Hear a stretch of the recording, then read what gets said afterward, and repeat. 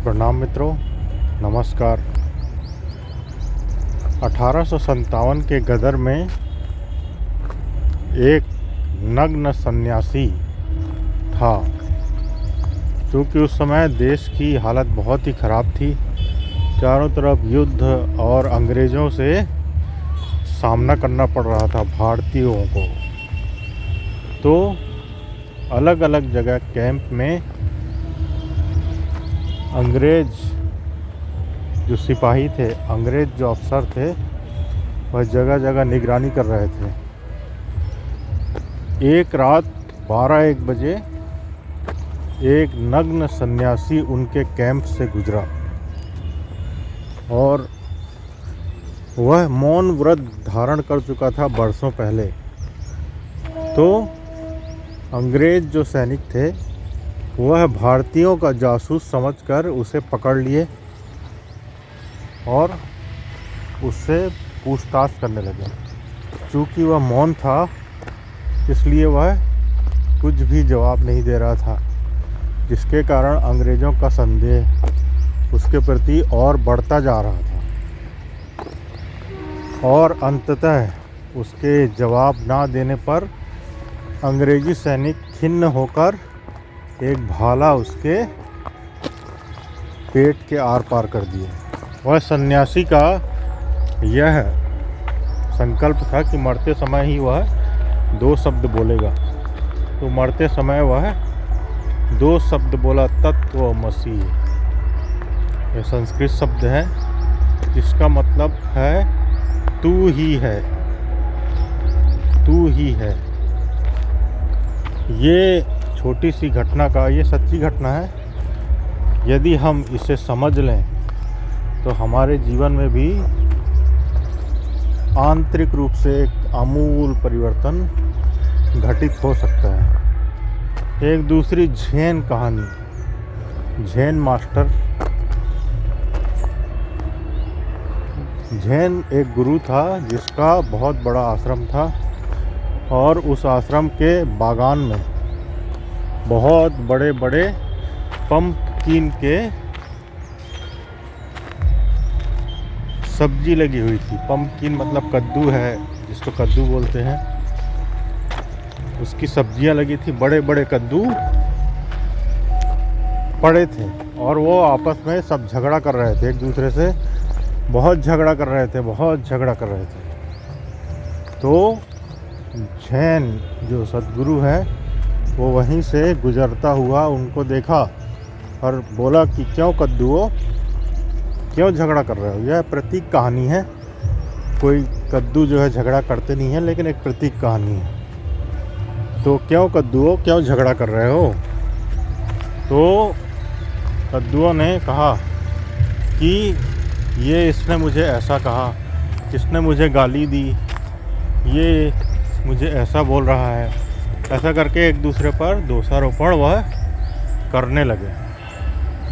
तो जैन सद्गुरु बोले कि देखो देखो दूर में कितने सारे शिष्य कद्दू, तुम्हारी तरह कद्दू हैं वो। क्योंकि जैन सन्यासियों के सिर घुटे हुए होते थे तो सब कद्दू के आकार के दिख रहे थे। उनका सिर दूर से कद्दुओं के आकार का दिख रहा था। तो गुरु ने कहा देखो, ध्यान करो, ध्यान से ही सब कुछ शांत होगा। तो कद्दू तो बोले अरे जब गुरु बोल रहे हैं तो ध्यान कर लेते हैं। तो उन्होंने ध्यान करने के लिए आँख बंद की और कुछ ही समय में सब कद्दू जो है शांत हो गए। और गुरु बोले अब आँखें खोलो और ऊपर देखो।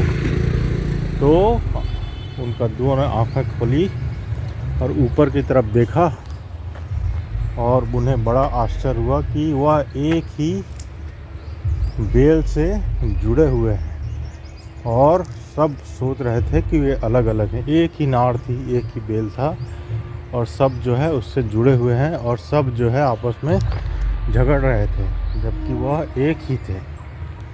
तो ये 2 कहानियाँ हैं। जब भी हम कभी समुद्र के तट पर घूमते हैं, जाते हैं, तो वहाँ बैठकर देखेंगे तो उनमें लगेगा कि हर लहर उठती है और गिरती है, हर लहर उठती है और गिरती है, और हर लहर खुद को सागर ही समझती है, जबकि वह सागर नहीं है और उसे यह भ्रम होता है कि हम सागर हैं। उसी प्रकार मनुष्य को भी यह भ्रम रहता है कि हम इस अस्तित्व से अलग हैं, जबकि हम इस अस्तित्व से जुड़े हुए हैं। सूरज बुझ जाएगा तो हम एक क्षण भी यहाँ पे जीवित नहीं रह सकते। थोड़ा सा मौसम में तब्दीली आएगी तो हमारा स्वास्थ्य गिरने लगेगा। कुछ भी घटना जीवन में घटती है कहीं भी तो उसका प्रभाव प्रत्यक्ष अप्रत्यक्ष रूप से हमारे ऊपर, हमारे जीवन पर पड़ता ही है। क्योंकि हमें इसका बोध नहीं है, इसलिए हम उसे मैं करके अहंकार की भाषा में उसे मैं करके अपने को पृथक पृथक जानकर और समष्टि से पृथक जानकर बड़ा दुख उठाते हैं और प्रकृति और समष्टि से दूर होकर ही हमें दुख और दर्द हमेशा बना रहता है। यदि आप सोचिए यह सारी प्रकृति हमारी है और हम इनसे जुड़े हैं तो कहाँ हमारा छोटा सा दुख कहाँ पे टिकेगा? हमारा छोटा सा दुख कहीं टिक ही नहीं सकता। और जितने भी संत महात्मा हैं वह हमें विचार देने का प्रयास करते हैं कि ऐसा करो, वैसा करो, ये करो, वो करो, जबकि एक जिसकी आँख खुली है उसे यदि भवन से बाहर निकलना है तो सीधे दरवाजे से बाहर निकल जाएगा। और जब उससे पूछा जाएगा भाई तुम दरवाजे से बाहर कैसे आए, तो बोलेगा मुझे दिखाई दिया दरवाज़ा में बाहर आ गया। और एक अंधे आदमी को जब दरवाजे से बाहर निकलना पड़ेगा तो वो 10 लोगों से पूछेगा दरवाज़ा कहाँ है, टटोलेगा, दरवाज़ा टटोलेगा डंडे से, फिर उसे दरवाज़ा मिलेगा तब वह बाहर आएगा, सोच विचार करेगा। वैसे ही अध्यात्म जो है वह आँख खोलने वाला एक प्रक्रिया है।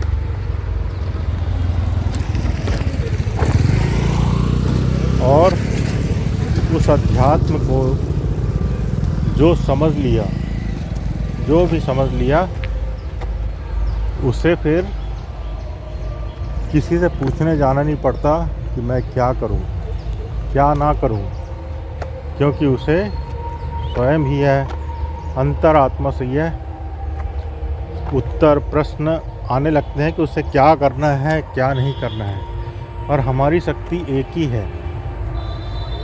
हम जो भी कृत्य करते हैं वह हम आत्मा की ऊर्जा से चुकाते हैं हर कृत्य को। क्रोध, काम या फिर देख रहे हैं दृष्टि, ये सब ऊर्जा कहाँ से आ रही है? उस अनंत स्रोत से आ रही ऊर्जा। और वह ऊर्जा यदि बुझ गई तो यह शरीर जो है निर्जीव और मृत प्राय रह जाएगा और इस शरीर की कीमत 2 कौड़ी की भी नहीं रहेगी। जितना इसको संवारते हैं, सजाते हैं और अहंकार दिखाते हैं, वह निकल गया आत्मा या परमात्मा या फिर अदृश्य शक्ति, तो इस शरीर की कीमत कितना भी सुंदर रहे, कुछ रहे, लोग उसके पास जाने से डरेंगे और जल्दी से जल्दी जलाने के लिए उत्सुक हो जाएंगे। तो इस बारे में हम और विचार करेंगे मित्रों, और इस प्रक्रिया को कैसे अपने में आत्मसात करें और अपने से कैसे जुड़ें, इस बारे में बात करेंगे। प्रणाम, आभार, धन्यवाद।